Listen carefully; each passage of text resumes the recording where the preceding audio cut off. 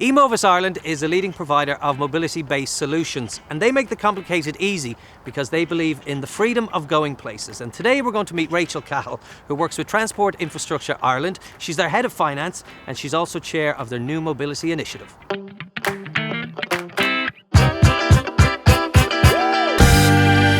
Rachel, welcome to the podcast. Thank you very much, Aidan. Delighted to be here. Joining me. Is this your normal commute, chauffeur driven? Absolutely. So how long have you worked in the transport sector? So I've been working in the transport sector for the last, I'd say, 13, 14 years, actually. 14 years, which is unbelievable.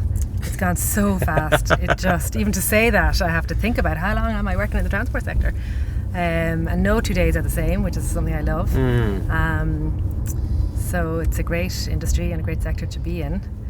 And particularly now with so much disruption coming and so much, we need to do to clean up transport from a climate action perspective.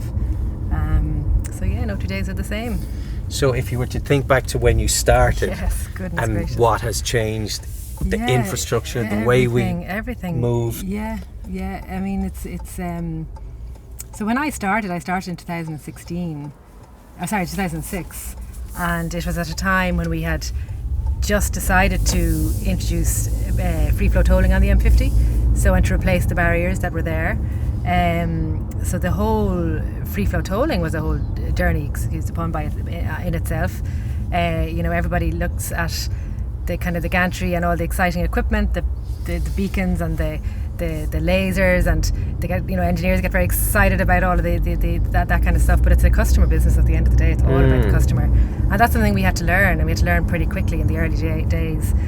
So that hasn't really changed, the whole attitude to customer, and really a need to understand the customer. But we're entering into our second generation free flow tolling contractor or operator now, and that's quite interesting to see how things have changed.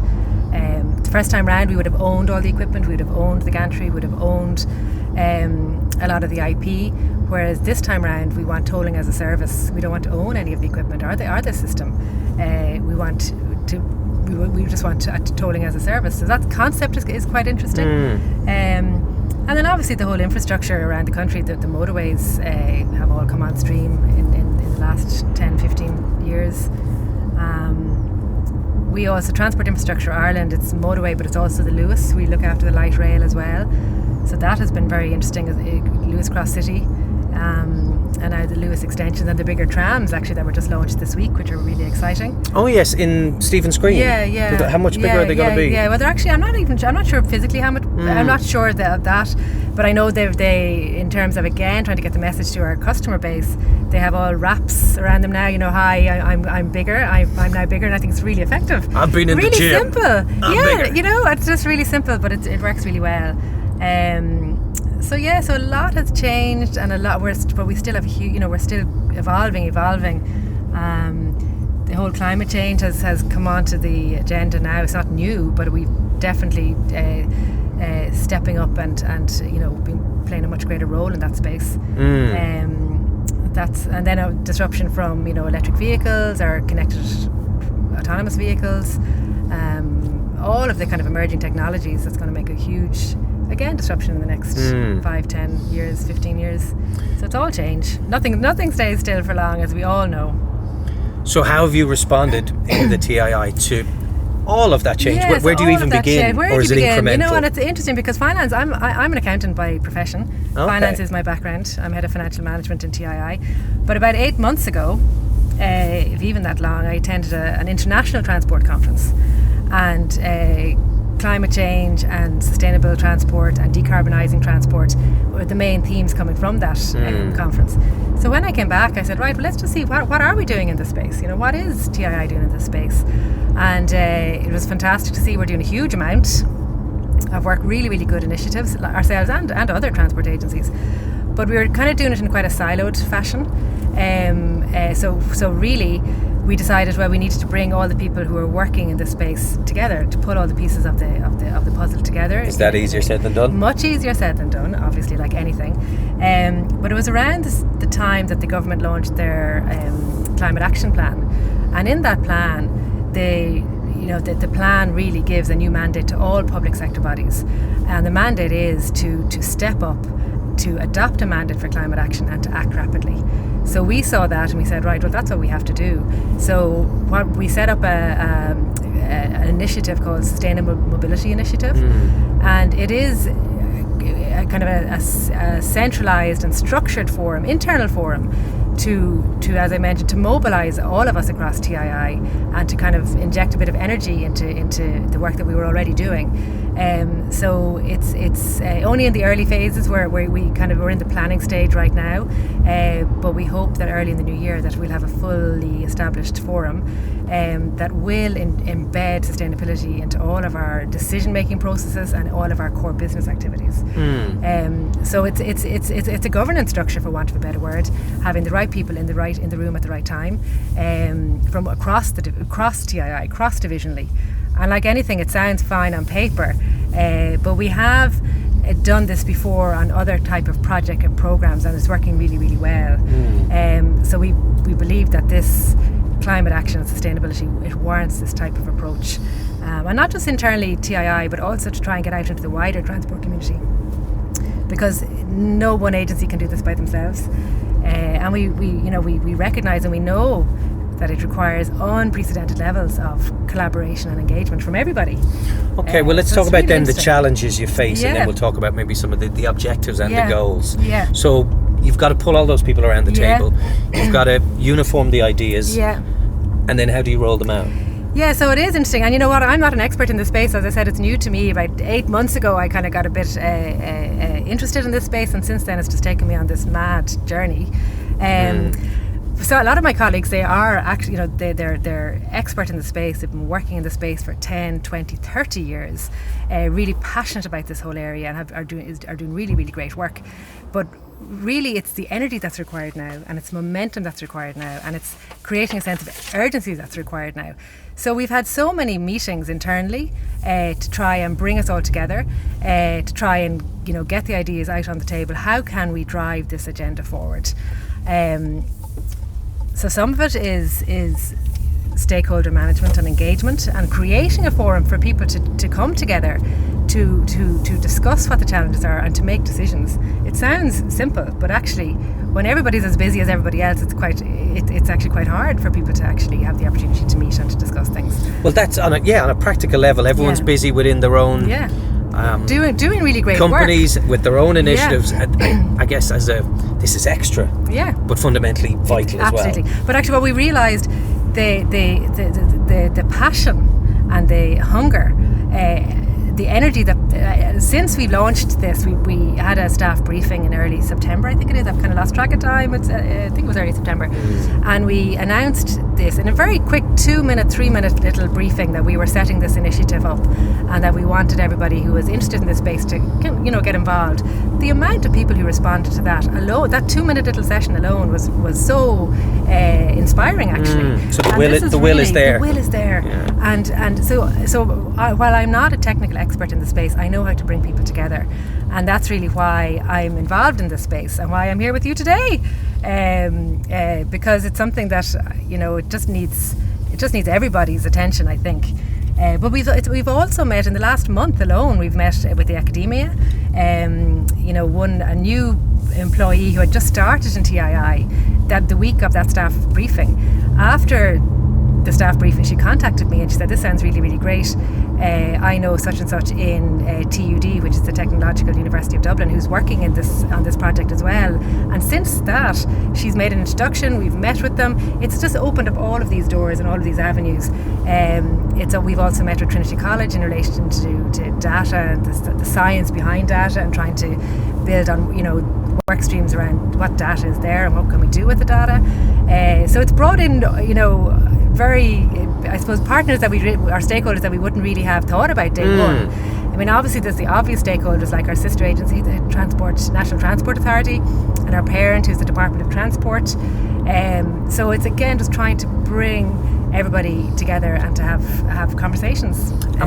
What about government policy? Does that impinge on maybe the timeline or the time frame that you'd like to Yeah, for sure. So there is, action? And it took me a little bit of time myself to get my head around this, because I'm kind of an operational working operations. So when you set out to do something, you can just click your fingers and you set about delivering it or implementing it. This is different. So that took me a little bit of time to understand as well. So this really is future focused. And the whole intention is to be able to inform and influence future policy and decision making. So that is really what we're trying to achieve. We have a number of initiatives and programs that we have just kicked off, all in this space, which I can talk about in a few minutes. So including a number of studies. So the results of those studies, really, that's what we want to do. We want to inform future policy and decision making. So the current policy is fine and dandy for right now, but we need more if we really want to make an impact and tackle this whole climate action or climate change. It is looking for the next iteration of the current policies. Okay. That'd be what I would say. Now we do have policies around electric vehicles and all of that, and that's really important, but it's not enough. We need more. We need more. So what were the findings of the surveys you've done so far? We're only starting at the surveys, so you'll have to come back to me in eight months' time, and we'll be able to talk about the results. But actually, even pinpointing, so we have, for instance, we've kickstarted 3 really, really important initiatives, and we're hoping that the next 8 months we will have actually results. What's in those? So we're starting off. The very starting point for us as a corporate agency, our corporate body, Transport Infrastructure Ireland, is to understand our own carbon benchmark. We don't have a baseline at the minute, and it sounds really simple, or maybe sounds even odd, but while we're doing a huge amount of work on our energy emissions and our energy efficiency, we don't really have a baseline for our carbon emissions. And if you think about some TII, we're a big organisation and a complex organisation. So we have broken it down into 3 pillars. So we look at our corporate, so our head office and everything that goes on in our head office. And we also look at our operations and our operators, which includes Emovis, who's supporting this or sponsoring this podcast, and say the operator of Dublin Tunnel. It looks at those operations. That's one pillar. We then look at our construction and our delivery, their asset construction and delivery. And we look and see, what's our baseline at the minute in terms of our carbon emissions? And then the biggest piece of the pie from a carbon emissions point of view are our customers.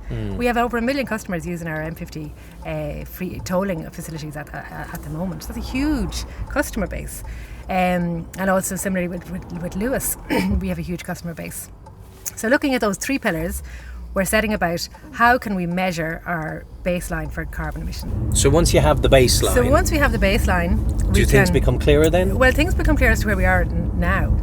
We can then set about looking at different mitigations, and we can do a number of scenario testing and modelling to see, okay, well, what mitigations can we introduce and what will make the biggest impact, and we can measure our emissions from there. But you can't measure anything until you have a baseline. So it's something similar to what Highways England, who are, say, our counterparts in the UK, they have done something similar, and they calculated their baseline, and they're now in a position whereby they can measure the effectiveness and the efficiency of various mitigations that they are introducing. Some of it is on a piecemeal basis, some of it might be on a pilot basis at the minute to see how are they working, but you can't really do anything until you have a baseline. So we are probably 2 months into our into that project. So that's one really important thing that we've kicked off. Another really important thing is we all recognise that climate change cannot be stopped without decarbonising transport, and in particular decarbonising freight transport. Now that's huge. Huge. Yeah. So at the moment... So is that realistic? Well, you see, this is it. At the moment, we don't really have a full picture of the flows of freight on our national network. And again, trucks are coming in and out and roundabout, and they're travelling all over the country, but we have loads of data, but we actually really haven't pulled all of that data together to see what is there and what are the gaps in the data to actually be able to create the overall picture and the overall story about our freight. And so we're again beginning that journey to actually do a piece of work to really fully understand the freight flows and the freight traffic on our network, and once we know that, then we will be able to look at measures that we can introduce. Is there anywhere else in the world, like a particular country or place, that you look to and go, they're doing it right, that's the aspiration, we need to follow them? That's an interesting question, because obviously we're very linked into a lot of our international counterparts, be it in the UK, but also in the US and America. And I was recently at a US conference, and I brought this topic to that conference, and it really wasn't, I don't want to say wasn't on the radar. Climate change and climate action was on the radar, but we were ahead. And even though we've only really started to mobilise ourselves, we were still a little bit ahead. So the US really, I think we're ahead in that regard. Now I can't say all of the US, because I know, actually listen to some podcasts on climate change, that California are very progressive in a lot of things that they're doing. But in terms of freight, everybody's just starting out.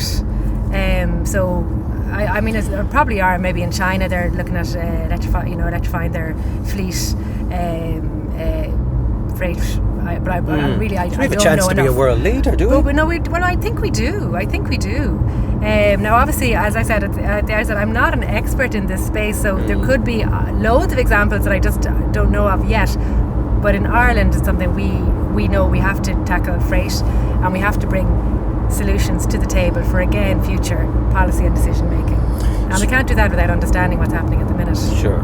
So what other strands are there to the So the other one that I am initiative? most passionate about, and I suppose that I'm leading, is Women and Transport workstream, which is again something that's new and that in Ireland people aren't aware of, I guess, aren't working on. So the decarbonisation, there's two prongs to decarbonising transport, and one is managing demand, and one is managing the fleet or the vehicles. So under managing demand, congestion, and looking at demand management, it's looking at, well, who's driving on our road networks every day, and why are people so reliant on cars? But the last few months have brought me to the space, Women and Transport. I did not know, as a woman and as a commuter on the M50 every day, I did not know that women's travel patterns are completely different to men's travel patterns, and that transport is not gender neutral. This is what I've learned in the last few months. Where did you find that out? It's amazing what you can learn in the last few months.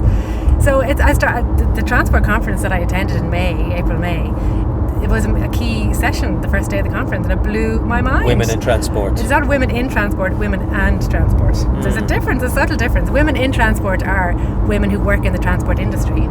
Women and Transport is about women's travel patterns. Okay, and tell me then how they differ. So and it's so obvious really when you say it. So a man who travels from A to B, a journey for him is travelling from A to B, and that's exactly what he does. He travels from A to B. Now this is very general, and it is I am stereotyping, because I know there's a lot of men who isn't the stereotype, but in the main, and evidence shows that in the main, a man's journey going from A to B will be just that, going from A to B. A woman's journey, she will also go from A to B, but her journey will be made up of loads of shorter trips. So she may be dropping kids to and from school or to and from creche.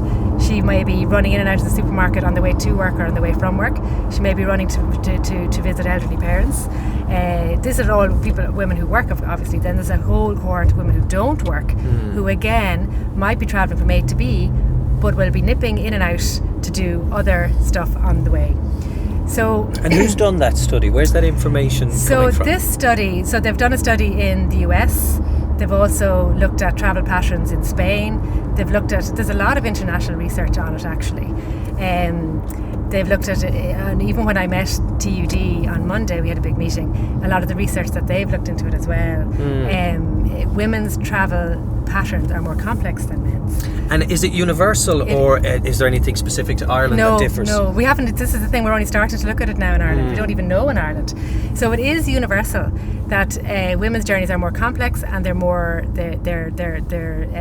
broken up into smaller trips. So one journey is broken up into smaller trips. And because of that, transport systems have been designed by men for men, because women's needs aren't understood. Okay. And because of that, transport systems don't really suit women, and because of that, women use their cars. So if we want to get women out of their cars onto more sustainable transport modes, like public transport, the bus or the Lewis, also cycling and walking, we have to understand their needs, and we have to meet their needs. So it's nothing more complex than that. but actually to understand the needs, that's the starting point. So that's something that we have kicked off, and in the last month we're doing a lot of research at the minute, again international research, to see what is there. We're looking in the Irish context, and actually ironically, and maybe it's more when you become aware of a topic like this, in the last month alone there have been so many different headlines on this space. So for instance, there was an article on RTE.ie about women's travel patterns, or their journeys are much more complex to men's, and this is why. That was a really interesting article for me to read. Also, there was Jennifer O'Connell, actually only last Saturday or 2 Saturdays ago, and the Irish Times had her article in the weekend section was about female cyclists and the abuse that and the aggression and the sexual harassment that they get on their bicycles at 7:30 in the morning. It's more so than men would. Absolutely. Yeah. One of the biggest issues that has come out from all the international research so far is that the biggest priority for women, and in many ways the biggest barrier for women cycling, walking and using public transport, is their own personal safety. And that is something that has come out time and time again.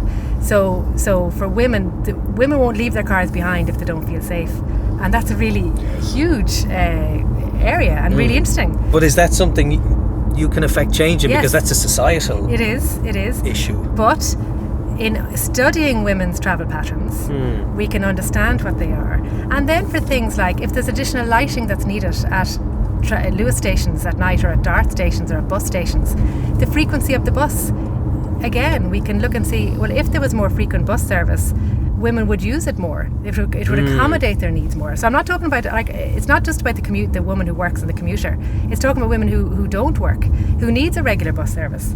Affordability as well. The way that our fare structure is based on Lewis.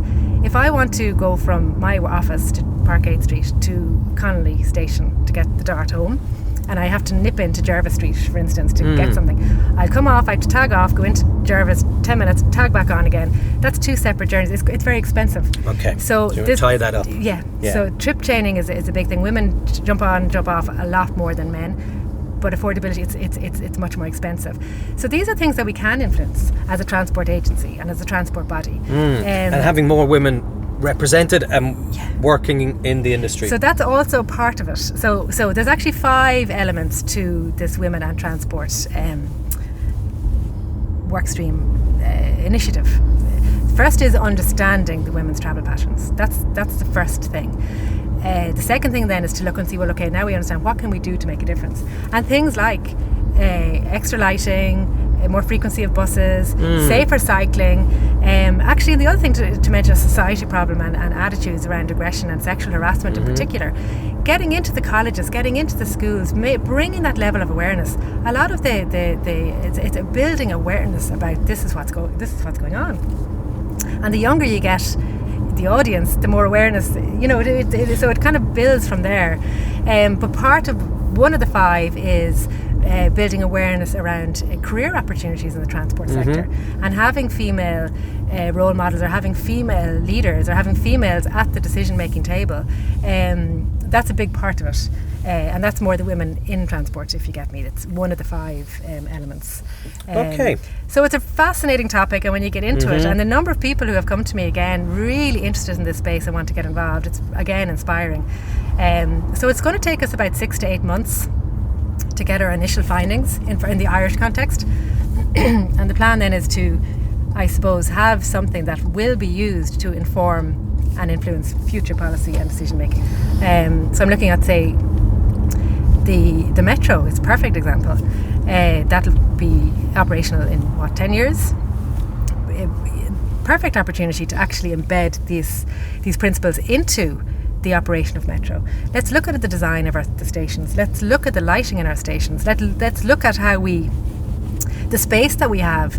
Wider footpaths, for instance, are key for women. Again, not just walking home at night, but also for women on buggies and strollers and walking down the street with 3 children and that kind of thing. I have a couple of questions as we come to the end of the podcast. Yes. These are the big ones. Oh, okay? my goodness. So I want you to dig deep, take out your crystal ball and tell me how you see the transport landscape in Ireland in 5 years' time. Yeah. What changes perhaps you think will we have? What will be different by then? 5 What years. advancements will we have made? 5 years is a very short time in transport world. Actually, I was at a talk the other day when they talked about electric vehicles, for instance. We're in one beautiful electric vehicle, beautifully silent, quiet, comfortable, very comfortable. Strangely quiet, isn't it? Yes. So electric vehicles is the topic of the day. But in 5 years, obviously, we'll have much more electric vehicles, but we'll still have old vehicles. So actually, it's anticipated that the next 15 years we'll go through a transition period. So we'll have old cars, trucks, we'll have electric cars and trucks. 5 years, yes, we'll see a whole ton more of electric vehicles, but we'll also have a whole ton of old vehicles. So this is long-term planning. If you could change one thing right now, click of the fingers, in transport in Ireland, what would it be? Well, that's an interesting question, because I could answer from my perspective, which is city living. And obviously there's a whole urban-rural conversation. But you're asking me now, as a city commuter, traffic congestion. I would like to click my fingers and it's all gone. And you know what? Electric vehicles, while it's the thing that everybody's talking about, it's not going to solve the congestion problem. It's not.